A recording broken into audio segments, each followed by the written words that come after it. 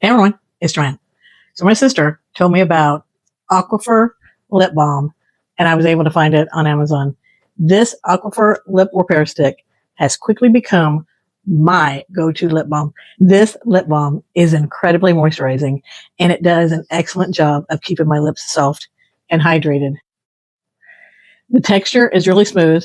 It doesn't feel sticky or greasy or waxy. It feels incredibly soothing, and it really helps